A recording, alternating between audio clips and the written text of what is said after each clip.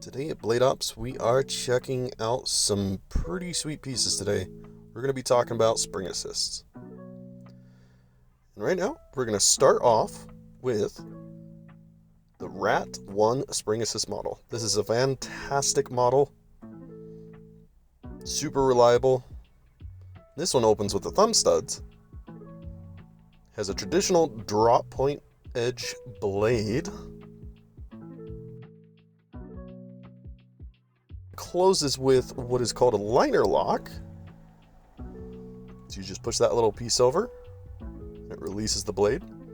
This one also has a little safety on it that prevents it from firing off in your pocket. This uses some pretty sweet textured G10 handles as well. The next one is the Gerber Highbrow. This one opens via flipper tab, and the safety is on the spine this time. All you have to do is slide it back and forth. Really cool sheep's foot style blade.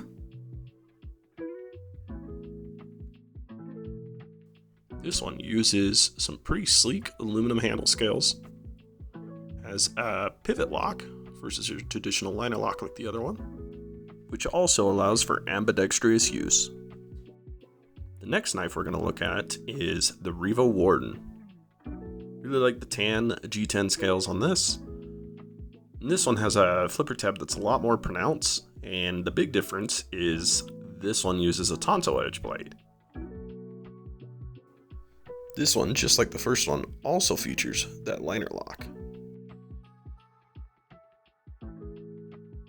And last but not least, the infamous Kershaw Leak. This one also uses a flipper tab. You can use a thumb stud as well. Couldn't fire this one because it does have the little safety on the bottom. A little bit different position. Rocks a pretty cool Wharncliffe style blade. Kind of an onion design, which, if you're not familiar, super infamous in the knife world. And this one uses a frame lock closing mechanism.